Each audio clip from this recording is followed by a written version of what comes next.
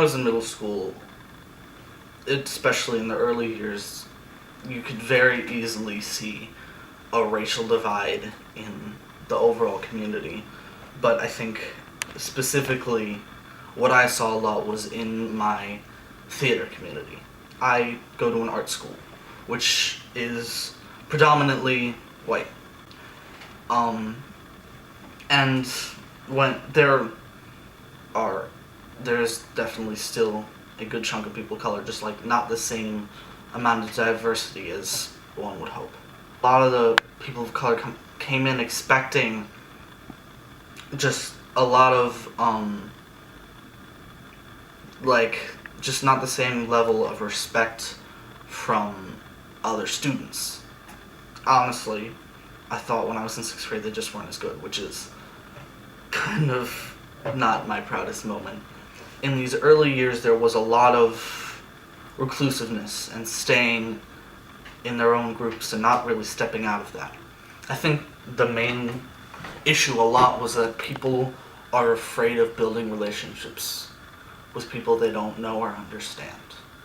As Gus said, the divisions along cultural lines that we see in our society today are the same ones that we see in our schools.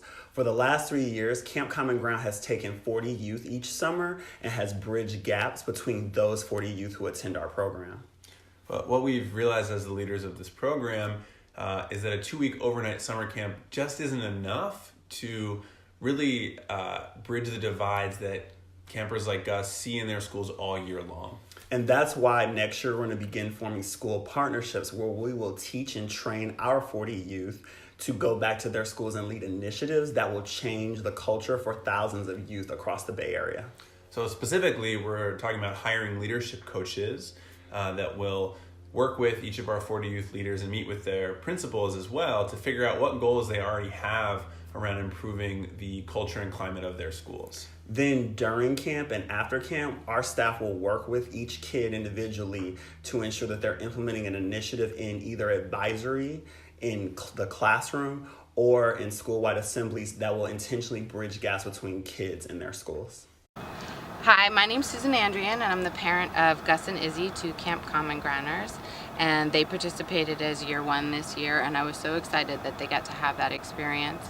I am an educator who's been working in Oakland Unified since 2001 in the Behavioral Health Department, and my focus of my work has been on equity and inclusion and trauma-informed. It was really important to me that my kids had an opportunity to be a part of the Oakland community and get to know everybody in this community as kids who were coming from a two-parent, cisgender, white family. It was important that they have an opportunity to understand the privilege that they walk in the world with, and that was something that they were just born that they didn't earn. And so Camp Common Ground provided a lot of opportunities, and although both my kids are social justice warriors and think about that, I don't think they really understood how they had internalized their own privilege, and the activities and the opportunities to engage in real deep ways that Camp Common Ground provided for them allowed them to reflect on their own internal bias and understand how it was showing up for them in ways that they had no idea. In addition, I feel like providing opportunities to connect across social, culture, race, economic, all of those things are really critical for us to be able to come together so that we can solve problems in community, with community, as a community together. And Camp Common Ground did an amazing job of providing a balance of fun and deep, difficult work so that through that leadership activity, both of my kids came out stronger leaders than they started over the summer. I feel like Camp Common Ground provides an important missing piece in Oakland.